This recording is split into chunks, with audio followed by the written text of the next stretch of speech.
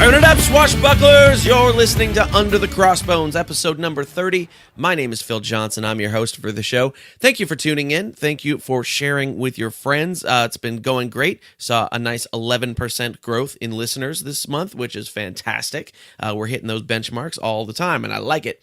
If you haven't told your friends, tell your friends. If you haven't left an iTunes review yet, why don't you go do that? Say some nice words, because that helps us kind of crank up in the iTunes charts there. So today on the show, episode number 30, right? Here's a fun fact. 30, the number of major and minor keys in Western tonal music, if you include enharmonic equivalents, which, frankly, I don't.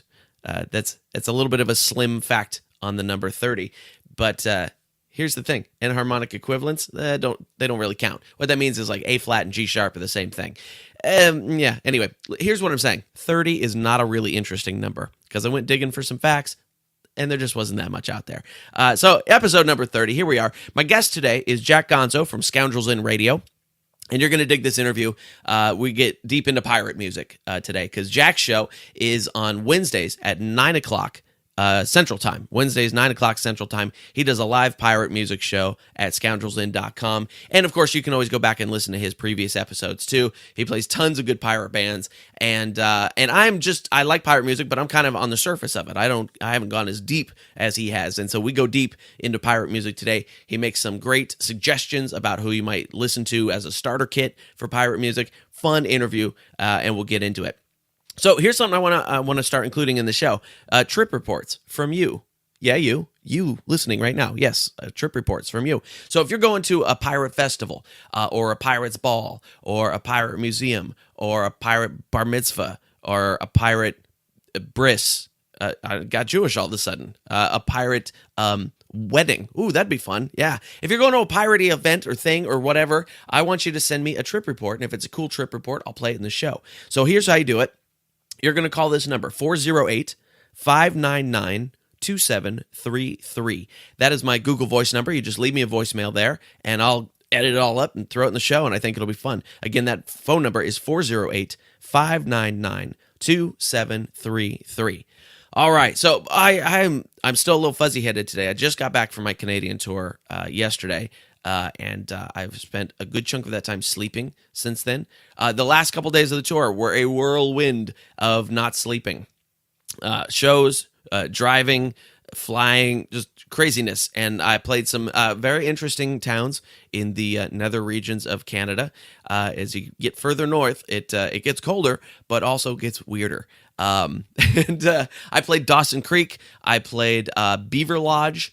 And then back in Edmonton. And the shows were good. The shows at the Comedy Factory in Edmonton were great because it's a comedy club. They're set up for it. What's interesting, when you go out and do some of these one-night gigs at places that aren't a comedy club per se, is that they're not often very well set up for comedy. Comedy needs a very specific setup to create the correct kind of energy in the room to make a show work. One of those things is like a good spotlight of some sort, just something to light up the guy on stage so that everybody knows which direction to look in. And two of these venues, one was okay, it was all right. The other one had like no spotlight at all. All they had was dance floor lighting. So I'm doing comedy to flashy, flashy, flashy, flashy, sparkle, sparkle, flashy, flashy, and otherwise it was dark. So it was like disco comedy, and the shows were good. The audiences were great. Everybody had a good time, but it just made my life a little bit, I had to work a little harder for it to make it happen, but that's okay. So Canada was great. It was a lot of fun. My first headlining tour up there, and I'm looking forward to going back, which I'm actually doing in a few weeks. So it'll be all good. Here's the thing. Not only did I have a lack of sleep, which was a bad thing, I was sleeping in like 2 and 3 hour increments at really weird parts of the 24-hour cycle. I was blasted by the time I got home yesterday. But what was nice when I got home was I flew first class back from Seattle, which was awesome. I'd never flown first class before. And you're thinking, ooh, Mr. Moneybags Phil, he's got a bunch of money. He must be making too much money off of this podcast. Psst, here's a secret. Not really. Yeah, no, not really. Here's the thing. I was flying Alaska Airlines, and when I was checking in, it said, hey, for $50, you can upgrade to first class. And I was like, I don't really want to spend $50. Why extra? It's fine. It's not that long a flight. It's only a couple hours. And then I saw beneath it, it said, first class, you get 2 free checked bags. Well, here's the thing. Just to check your bags normally, they're $25 each, and I had 2 bags to check. So it was $50 worth of bags. So I was like, oh, I could spend $50 and just check my bags, or I could spend $50 and check my bags and get to sit in first class. And so I did that because, duh, it was the same price, right? And I get it. I understand first class. It was so much more comfortable, more leg room, more elbow room, more cushy, more just comfortable all the way around. They gave me a fruit and cheese platter. Peanuts? Psh, no peanuts. No, fruit and cheese platter with real silverware. And I was like, all right, this is good. And it only cost me nothing extra. So if you're flying Alaska Airlines, do the little $50 upgrade. I don't know if it's always $50. I'm not sure. That's the first time I've seen it because I don't usually fly Alaska. But if you're flying Alaska, look for that little upgrade and do it, because it was totally worthwhile to sit up in first class. I was so much more relaxed when I got home because it had been a very stressful couple of days there. So that was nice, and I considered it a little birthday present to me because my birthday's coming up. It's on Wednesday this week. I'm going to be fine here, and I have a show that night. Let's talk shows. Wednesday, the 2nd, I will be at the Clayton Valley Bowl in Concord, California. I was supposed to headline, but there was a mix-up. There was another guy already booked a headline. It's my good friend, Jared Guzman, who you're going to dig anyway. So I'll be doing a nice long set too. So if you're in Concord, California area, March 2nd, come out to the Clayton Valley Bowl. Check that out. March the 4th, I'll be at the Variety Theater in San Francisco, California, another super cool place. March 11 and 12, I will be at the Hey Guys Comedy Club in Fairmont Heights, Illinois. And those dates, I'm featuring for Kevin Farley, who is Chris Farley's brother. Honestly, I'm not that familiar with him, but I probably will dig some Chris Farley stories out of him while I'm there, I guess. March the 16th, I will be at the Diamond Joe Casino in Dubuque, Iowa. March the 17th, I will be at the Prairie Meadows Casino in Altoona, Iowa. And then March the 18th and 19th, I will be at Penguins Comedy Club in Cedar Rapids, Iowa, which is a fun room, and there's an awesome Cuban restaurant around the corner. You wouldn't think of it in Iowa, but there is. And then March 25th, 26th, I will be back in Canada, headlining at Laugh Lines in Vancouver, Canada. 3 shows over 2 nights, and that's going to be super fun. If you want to find out any of the dates of where I'm playing when I'm coming to your area, you can go to underthecrossbones.com and just click on the tour dates button, and that will show you the thing and all the stuffs. If you like the show, I hope you're enjoying the show. It appears you're enjoying the show because you're still listening, and that is a good thing. If you like the show, you can help support us. I say us, it's me. You can help support me and the show. Me and the show. That technically is us, isn't it?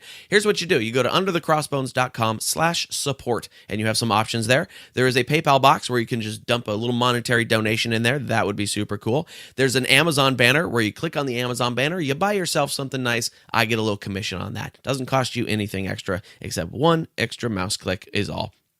If you want to be a sponsor of the show, it's very cheap and it's very easy, and I will talk about your piratey product on the show. If you have a thing, a business, a product, or something that you think would appeal to a piratey audience, get in touch. It's very cheap to sponsor the show, and it's fun too.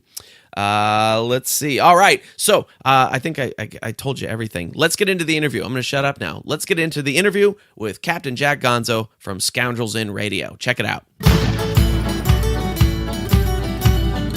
So tell me a little bit about how you got into pirates and pirate music and ended up running a pirate radio show. Well, I think it sort of starts when I was a kid. I raised the most money for March of Dimes, and I got to go on a oldies morning show. And ever since then, I think I was a little obsessed with radio. Ah, okay. And so many years later, I get introduced to Ren Fairs by my roommate back in Maryland. And Maryland's fair has the Pirates Royale. Okay. And they were the first real pirate band I ever got into. Loved it. What was it about the music that really turned you on? What do you think clicked for you? Well, yeah, body drinking songs. I mean, okay. Yeah, I'm a Rocky Horror kind of guy, so gotcha. Body drinking songs, right up my alley. And they have a nice little setup there in Maryland.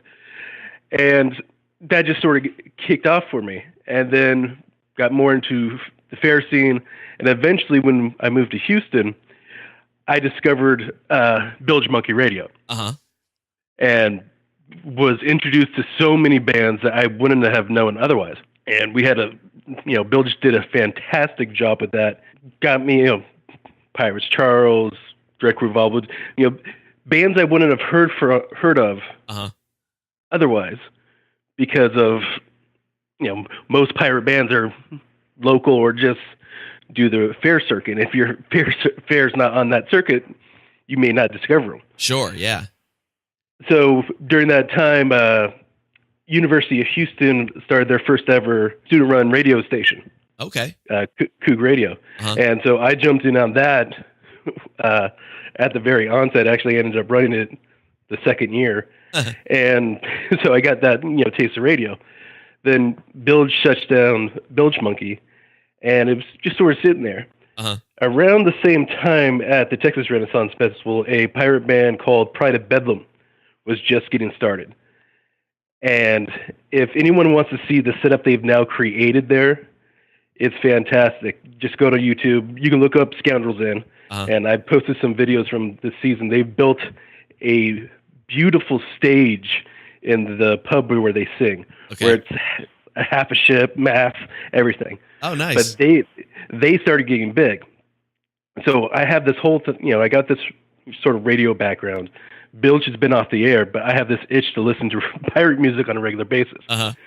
And discovered, started looking into how to run things, discovered the Spreaker website, and that made things so much easier. I think talking to Bilge after he did your show, I'm very jealous of how easy it was for me to get everything up and running. He and I talked a lot about what a giant hassle it was to do any sort of streaming radio in the time that he was doing it. It was just wildly difficult. Oh yeah, he was so far above what now is commonplace.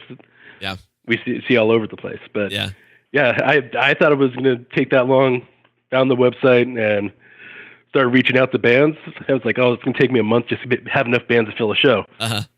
Took me 3 or 4 days. That's I guess we're having a show this week. Now, how long have you been doing the show? How long has it been running? This week will be the 32nd week. Oh, so. Fantastic. Very good. Very good. So we're both sort of new. I like this. It's fun. Yeah. That's fantastic. So you've been into pirate music for a long time, well before you had the show. And when you got into it, what did you find surprising about it that the average non-pirate music listening person would not know? I think it's just the plethora of bands that are actually out there. I mean, I had the bands I knew that I wanted on the show. I've gotten all but one. Oh, okay. That's a bigger hurdle because now they work for Disney. Oh, who is that? Who is that you're trying to get? Well, they used to be Salty, but now they're the pirates on Jake and the Neverland Pirates. Oh, okay. Say their name again because the phone went crazy again. The band before they got signed was Captain Bog and Salty, and I think they had 2 other bands prior to that, Pirate Jenny, and I forget the other name. But yeah, anyone wants to listen to a hilarious song, look up Purple Tiki. Okay. The wife does not understand why I'm obsessed with that song, but the old Monkey Knife Fighters understand it well. But they did a music video called Pieces of 8. I think that music video is probably what got them hired from Disney. You can just see the charisma rolling off the screen. Nice. Well, yeah, strangely, I've found that a lot of people are more reachable than you might think they are when you have a platform to speak from, which I think is pretty great.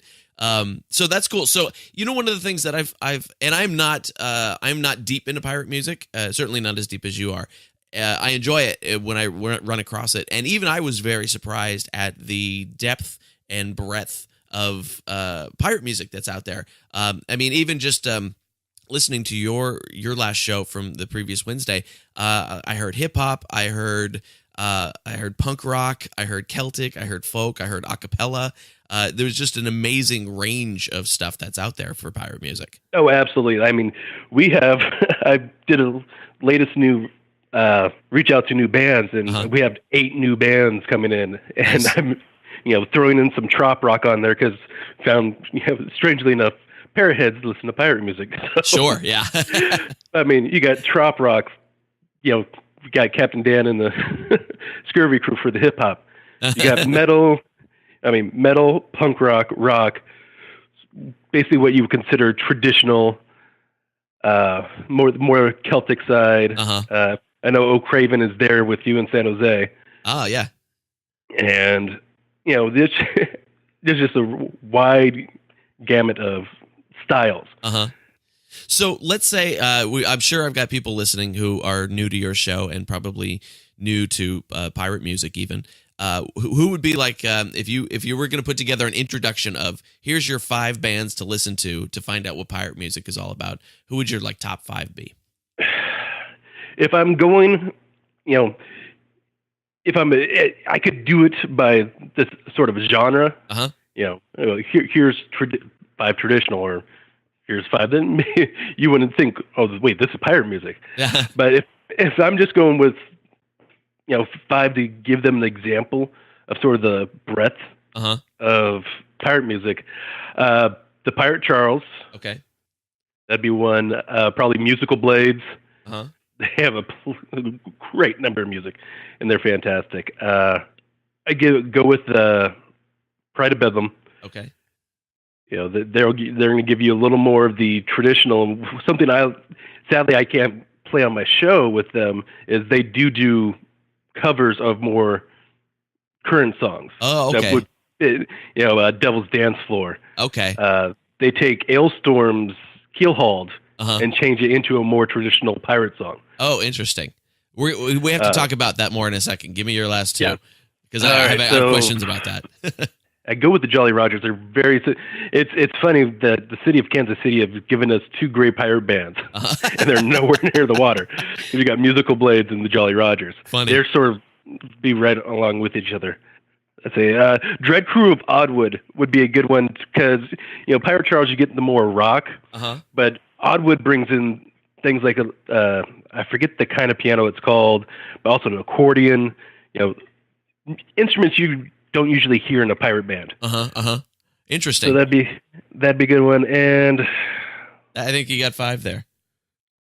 So well, yeah. Now you're off the hook. Yeah.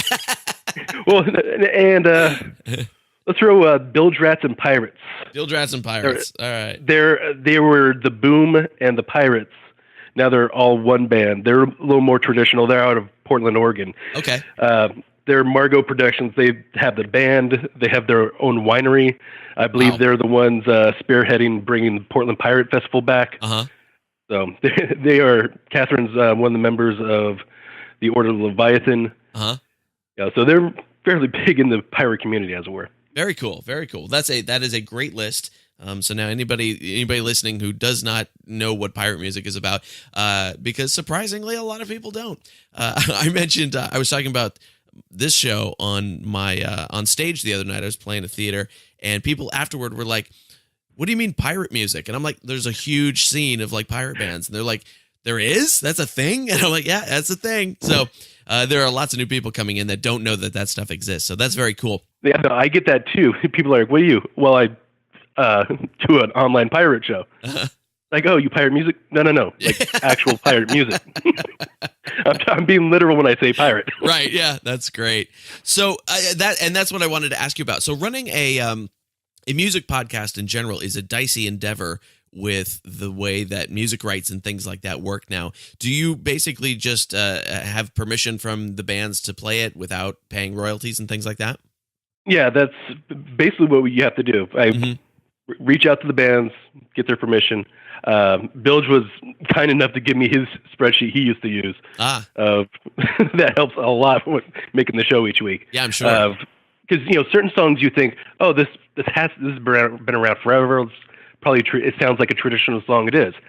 It's not. It might be under copyright, like Fiddler's Green. Sure. You would assume that's a nope. That is a copyrighted song.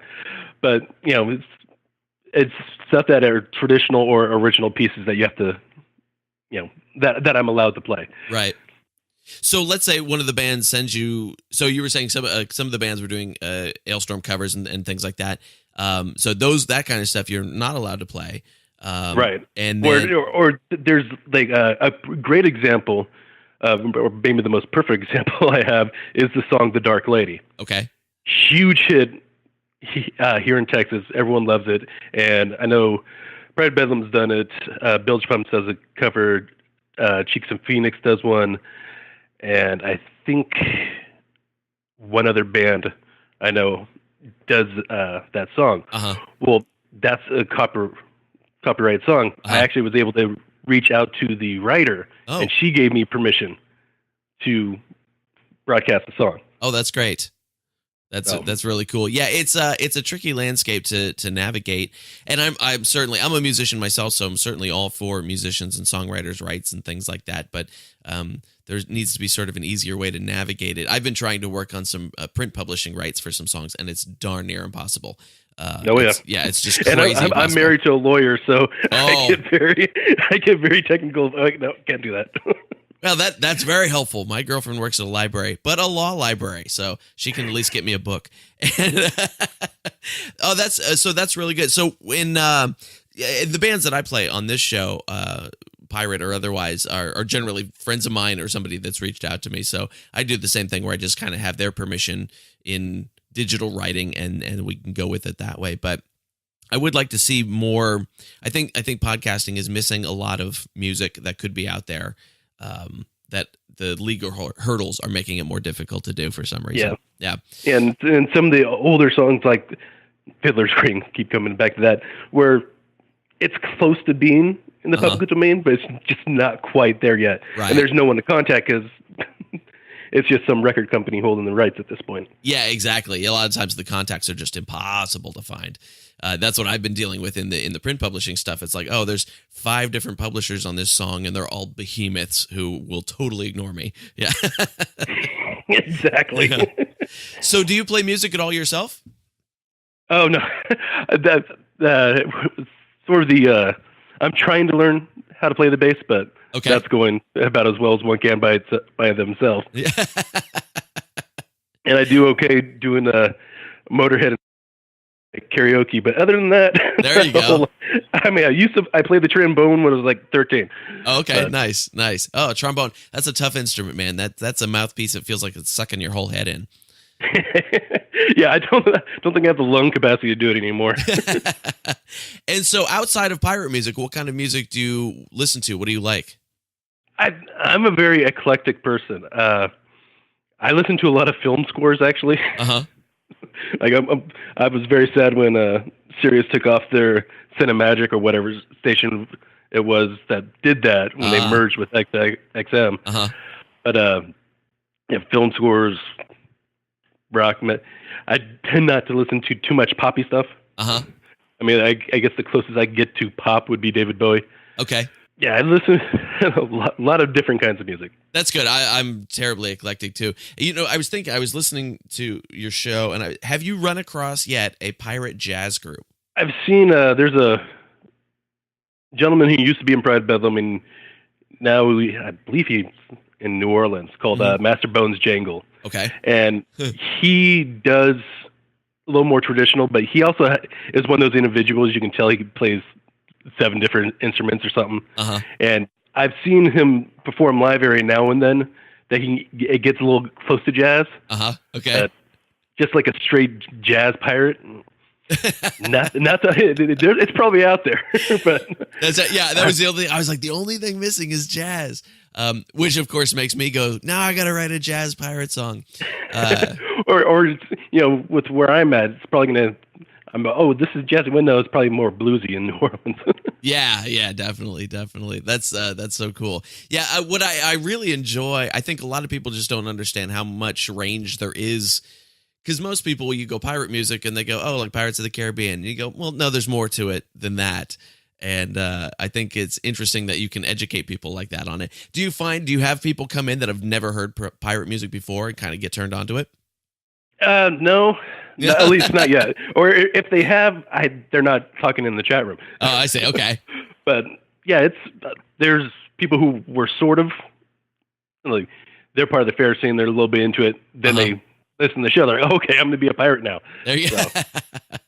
So how closely, because I'm not like a festival guy, mostly just because I never have time to go because I'm always touring or something. And how closely do the Ren fairs and the pirate fairs intermix? Well, see, it's a shame because in the Houston area with Galveston, Jean Lafitte, his homepage was there. Sure. But apparently the city of Galveston wants nothing to do with it. They have a fantastic Dickens on the Strand in December, but we keep trying to talk to them about getting like a pirate festival going. They don't. So I know a lot of the bands who do across the country who do fairs do pirate festivals also. Okay. Like in your neck of the woods with the NorCal Pirate Festival. Yep. Which of the ones I've been to, that's the best pirate festival I've ever been to. Oh, really?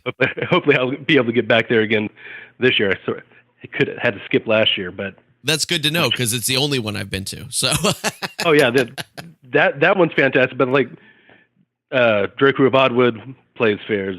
Merry Wives of Windsor, who's there, they do, I think, both the Pleasure Fair down in Southern California and the one up in your neck of the woods.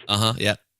But yeah, the bilge pumps who are out of Dallas, Oklahoma area, they do fairs, and this past weekend they just had their own show in Grand Prairie, Texas. Okay. Is that something that's happening more now where the bands are, going to a venue and playing outside of the fair circuit?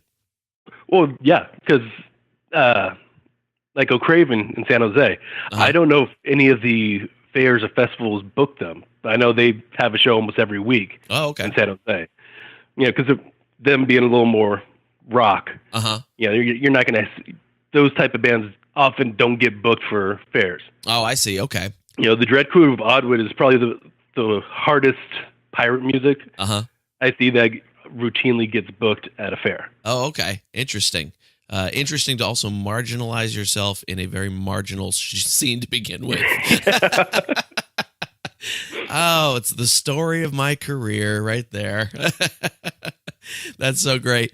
So your show is every Wednesday at 9 o'clock, if I remember right? Yep, 9 Central. So 10 on the East Coast. Was it 7 on the West? Yep. I think that's right. Cool. And so every Wednesday night, you do like a good, solid 2-hour show, yeah? Oh yeah, we usually go over 2 hours. That's very cool. And so the website is scoundrelsin.com. That's in with 2 N's, like a hotel, not just in.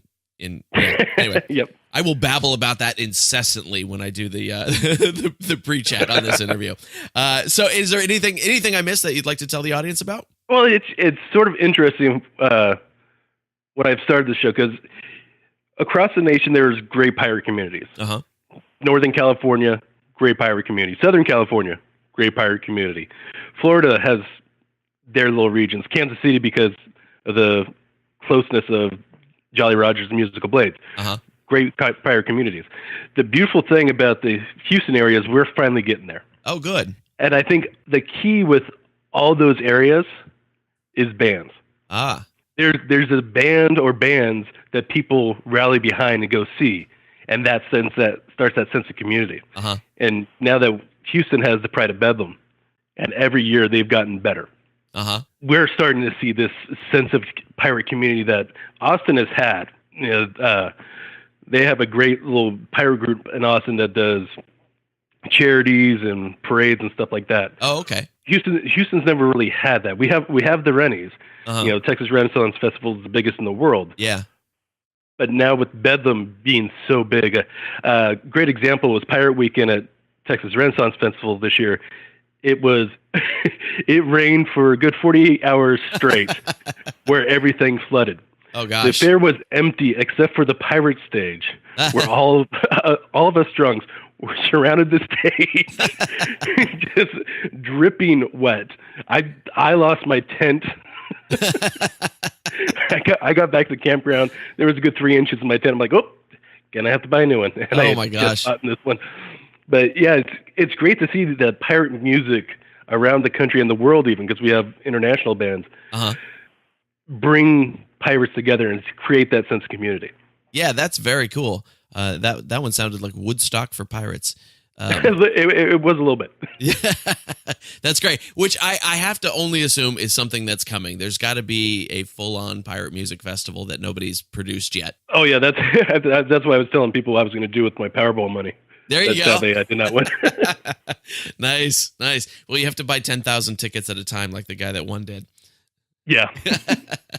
All right, man. Well, this has been super fun. I'm glad we got a chance to talk. And I will send some folks over to scoundrelsin.com in the show notes and all that kind of good stuff. And anything else you want to get in here? Oh, no, thank you so much for having me on. It's been My a blast. pleasure. It was good to talk to you. You too. All righty. Bye-bye. And there it is, friends. That's my interview with Jack Gonzo of Scoundrels in Radio. You can find them at scoundrelsin.com, and be sure to check out his live pirate music show every Wednesday night at 9 p.m. Central. Lots of fun. You can always go back and listen to their old episodes, too. Lots of great pirate music. Definitely a good time. Make sure you go check it out. Hey, we've got a sponsor for today's show, and that is Southern Yellow Pine Publishing, home of S.R. Staley's Panther Bay book series. You can hear, I did a whole interview with S.R. Staley back in episode 20. That's 10 episodes ago, if you're doing the mathematics there.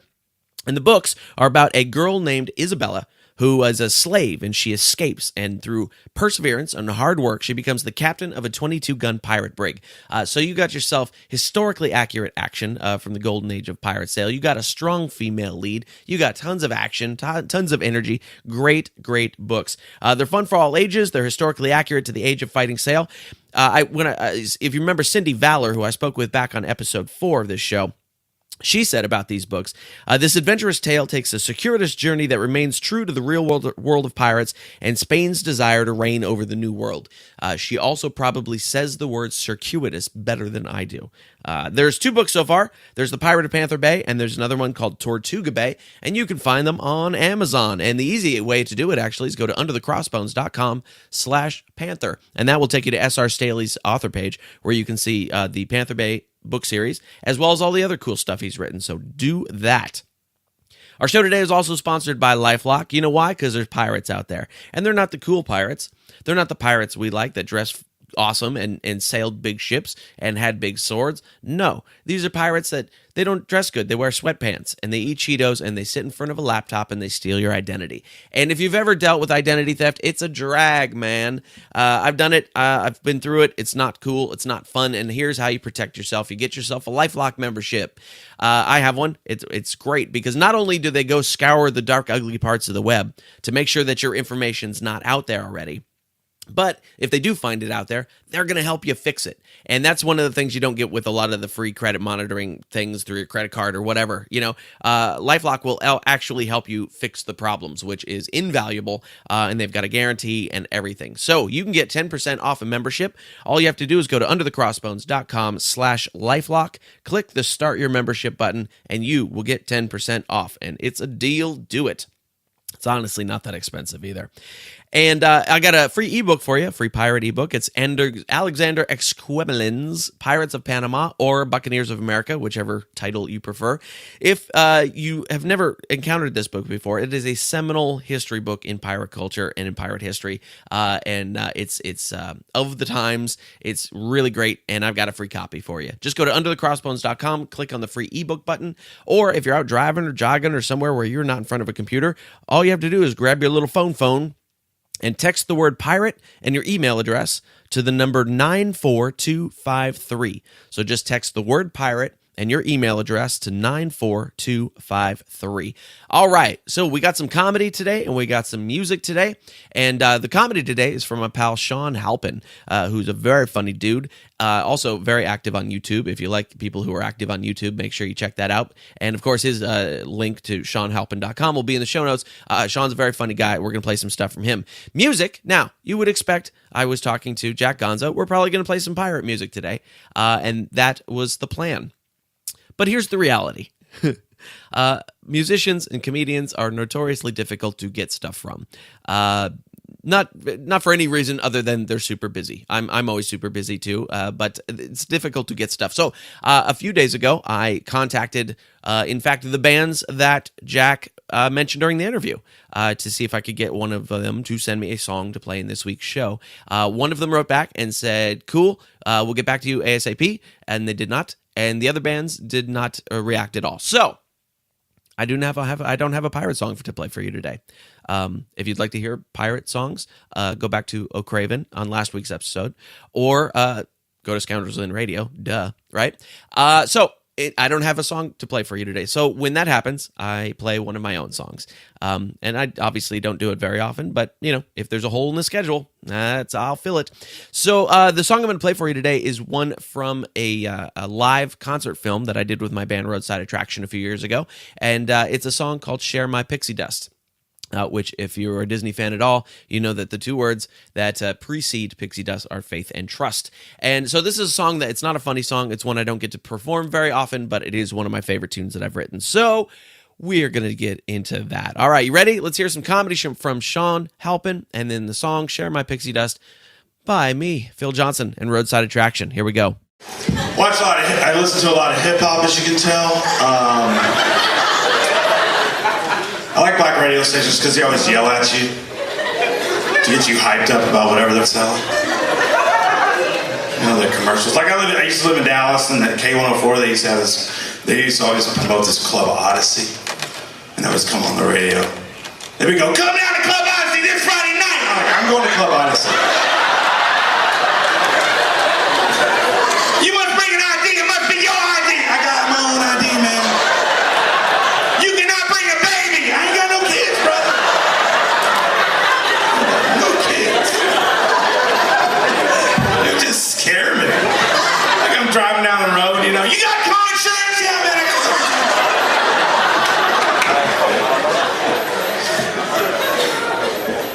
I think we should do that with our everyday lives. You know how you call someone, you leave a message on their answer machine, it'd be like, beep, or it's like, hey, call me back. Like tomorrow, you call somebody, you hear that beep, go, call me back, motherfucker! You're like, oh shit, I'm calling this motherfucker back.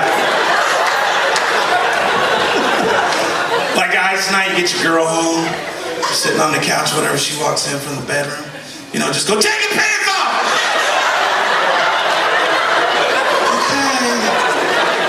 Take my pants off.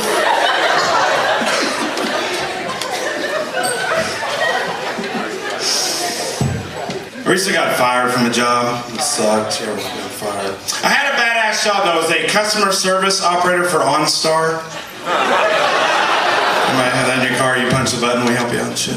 But the reason I got fired was this lady calls up one day. I'm like, customer service OnStar. This is Sean. How may I help you? And she was like, sir, I'm lost. And I don't know where I'm at. And the only thing I could think of was, you know where you are? You're in the jungle, baby. And you're gonna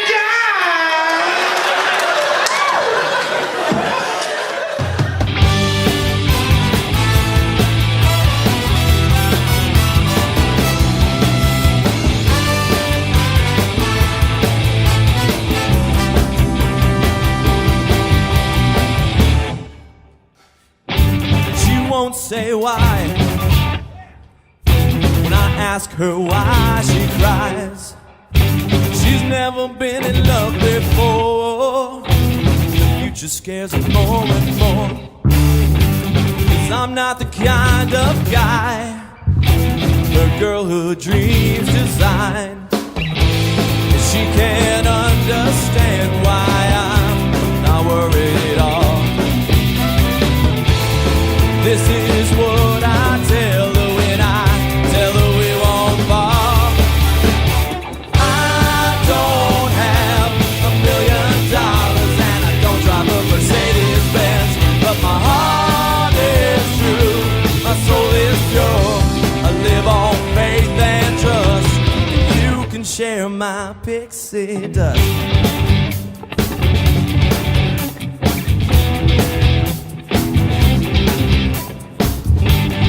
Wonders if I'm the one to take away all that's wrong. Will I turn out like a dad or stand up and be a man? Can I provide all the things her shy little heart could need? She can't understand why I'm not worried at all. This is what I tell her when I tell her we won't fall.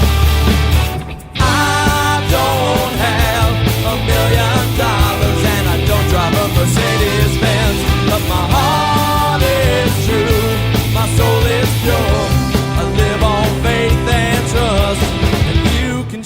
my pixie dust. That holds our life together, lighter than a feather. Every doubt in your mind, trust that knows I won't deceive you with lies that you can see through. 'Cause I just ain't that kind, just ain't that kind.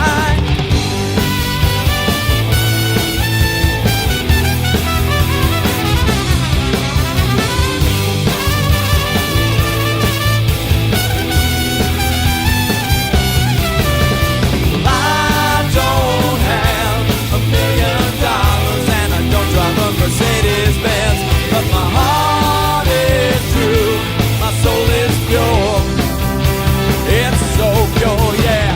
I don't have $1 million and I don't drive a Mercedes-Benz, but my heart is true, my soul is pure.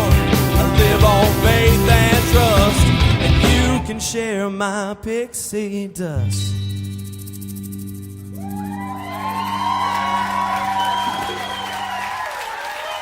Thanks for listening, friends. That's our show for today. You can find all the show notes for this episode at underthecrossbones.com/030. If you want to find out more about Jack Gonzo and his show, you can go to scoundrelsin.com. Their live shows every Wednesday at 9 p.m. Central. If you want to hear more from Sean Halpin, go to Sean, that's SHAWN, Halpin, HALPIN, SeanHalpin.com. If you want to hear more from Phil Johnson and Roadside Attraction, that's my band, you can go to roadsideattraction.com. You can hear and see the rest of that whole live concert film there that we did called Raising a Raucous. Thank you once again. If you haven't left an iTunes review yet, go do that. That's a big help. And again, all the show notes are available at underthecrossbones.com/030.